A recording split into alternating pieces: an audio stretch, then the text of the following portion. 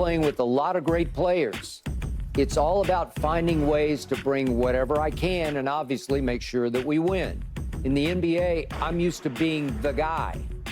Now you got to give it up, so I'm loving it. Rick Bucher, what does this tell you about Joel Embiid?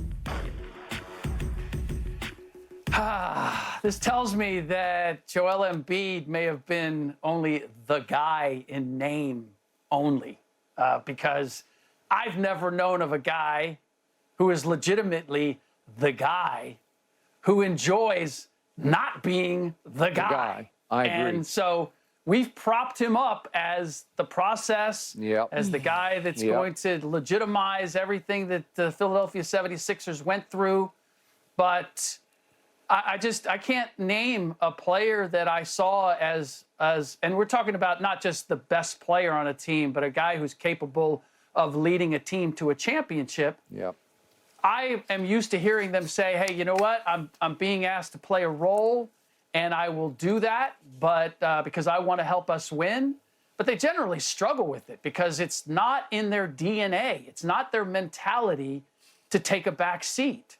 So for Joel Embiid to be saying, I love taking a back seat, I love not having the responsibility or the pressure to lead this team to victory, makes me question if he's truly what we've made him out to be, which is a guy who's capable of leading a team to a championship. He certainly is that guy, Rick, right? One of Joel Embiid's biggest problems is his health. His health. Whether that's because it contributes that to being in shape, and he gets hurt because people feel like he's not in shape and he's carrying a lot of extra weight around, whatever the case may be. The way that I look at this thing is I say, look, he recognizes there are other great players all the way around him. Like everybody from the beginning of the bench with LeBron to the end of the bench to Tatum. Everybody else in the in-between are the great players on their team, or one of the great players on their team, so to speak. They're sitting at a certain pecking order. Obviously, the Celtics got 3 guys on there, 2 guys that are very, very important pieces in Holiday and Derek White, with Tatum, who will play tonight, according to the head coach. But so when you look at Embiid and you look at his NBA performance, when he's, as Skip say, when he's right, he's right. He just, at times, hasn't been right. And I think this is a way for him, just from the outside looking in, to be able to say to everybody, I'm not right, and I'm chilling right now, and I'm enjoying being in Paris, and I'm on my vacation. In the little bit of 11 minutes that I get, I'll contribute if I can, but I don't have to go and play the entire 40 minutes of the game for us to win. I think that's what he's saying in this situation. Now, he mentioned Maxey and Paul George in this same conversation he was having, that, you know, that it'll be different with those guys on the floor. The problem with Philadelphia in the NBA is they've had guys on the floor with him before. He can't stay healthy. You can't, at some point, though, it's going to run out. The clock is going to run out on the Embiid experiment in Philadelphia. And what I mean by that, he's been in the league 11 seasons. 9 of the 11 seasons, he's been healthy. He started, whatever, 2 years was wasted because it was trust the process. So out of the 9 years in the league, he's had 3 different head coaches. So he gets a coach removed, and not necessarily him vocally, but the coach expires coaching that team 3 years later. He becomes a coach killer at some point in time, because you can't keep rolling in players and still not getting it done. Rolling them in, not getting it done. Rolling them in, not getting it done. His biggest thing is staying healthy. He was an MVP 2 years ago. Could have been the MVP again this year. He started off extremely hot. He's just got to stay healthy, man. If he can stay healthy and shave some of that down, I think we're going to see one of the all-time great players in the NBA. We can't say that he's an all-time great just because he won the MVP just yet. But if he can somehow stay healthy, Skip and Rick, I think we're going to see something special out of him and Paul George and Maxey. Okay, so, Keyshawn, your favorite young player in the NBA is Anthony Edwards, and you see something special in him already, and I don't doubt you on that. What did Anthony Edwards say to start all this off with the Olympic team? I'm that guy. I'm that guy. He said, I'm the first option. And he wasn't kidding. He said they need to fit in around me. And when he comes onto the floor, you can just see his body language like, I'm going to take these shots. Joel is the most talented big man I've ever seen as far as shooting touch goes. I'm not going to say go to Shaq or Wilt or whatever, but just on the shooting touch, the free throw touch, the three-point touch. Got a lot in his bag. Oh, God, does he? It's just, it gives me chills to even talk about it. But I'm never sure about his drive, about what fire burns in his belly. I'm never sure. Do you have it? Do you really want to get and stay in shape so that you can lead that team to a championship? And I'm never sure about that because he doesn't demonstrate it to me. And you're right, he can't stay healthy. And sometimes he can't stay healthy because he's carrying around too many pounds and he bangs too hard on his knees and they won't support him. But I've now seen 3 quotes from Joel in the last 2 weeks. Remember, the first one was, oh, Boston's got a super team. If I go 5 for 20, we get blown out. Well, guess what? Are you getting nervous now? Because I'm not saying you have a super team, but you have a really good team around you thanks to Daryl Morey's maneuvers, because you did go get Paul George and the rest. It's strong. It's good enough if you can stay right, if get right and stay right, you could win the East, you could beat Boston. And then he tried to make the case, I'm the most hated man in the NBA. No, you're not. Nobody hates Joel Embiid. And it's like he wants to turn himself into a sympathetic figure now. No, you don't need that. And for him to say, oh, I'm chilling, basically.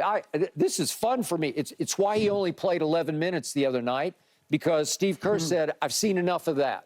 Because he's not in great shape right now, and he's not playing all that hard right now. And you put Anthony Davis in, put Bam in, and all of a sudden the whole energy of the team lifts up, and they're a great tag team duo, and that's what you'll probably see more of again tonight against South Sudan, today here in America. And that's why it'll be interesting, Rick, to see, and I'd like to get your thoughts on this, because Joel Embiid is, right now, he's the only MVP in the history of the NBA to never advance to a final.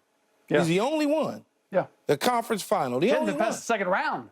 Yeah. So it'll be interesting if in Philadelphia with Paul George and the other guys that they brought on this year, what happens at the end of the season? Is he on the move? Is it going to be one of these type situations if it doesn't work out? Even if he stayed healthy for a majority of the time, it didn't work out. Will the finger point start? Yeah.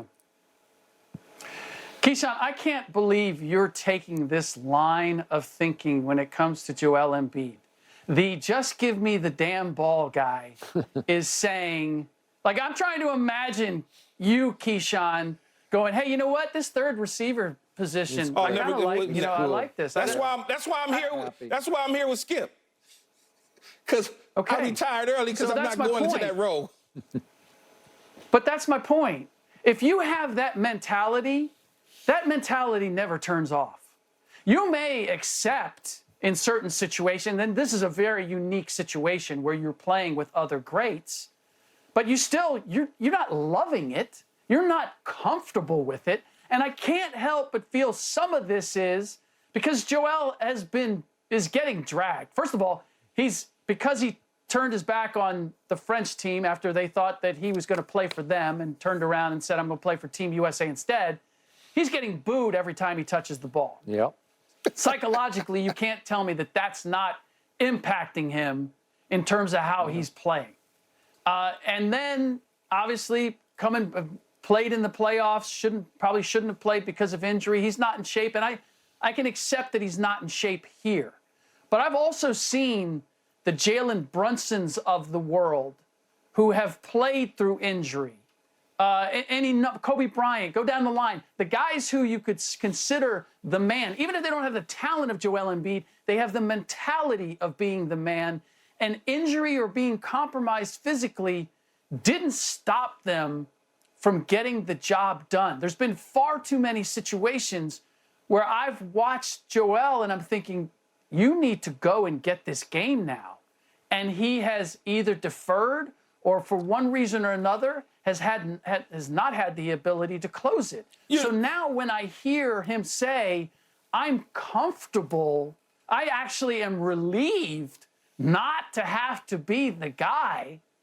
It tells me that all of those previous instances were that we were trying to fit a square peg in a round hole, that he's not built to be what the Philadelphia 76ers hope that he can be. Because I've never heard of a guy who is truly the man and has the mentality of being the man who says, hey, you know what? I appreciate that I don't have to be the man. I've never heard anybody who's legitimately that say that. And Keyshawn, you're one of those who I would think would never say that. Even if you had to accept the position, you wouldn't be comfortable with it. No, you're right about me personally. I couldn't accept it, nor would I accept it, nor would I ever say that. But everybody is different. And the way that I'm looking at the situation with him over in Paris is he's with a bunch of great players. He realizes, just like you realize, and Skip realized, he's not playing good basketball. So it's very easy to say, hey, I don't have to do as much because I'm now surrounded with a bunch of great players that can carry. Right. It's an alibi. It's an alibi. And look, in his defense, I don't mind that if that's truly the way he feels. But if you are saying this because you're getting booed every time you touch the ball and it's psychologically messing with you, then maybe you're not what everybody think you are or propped you up to be. I just don't think that's the case. And Rick, when I look at the playoffs against the Knicks in particular,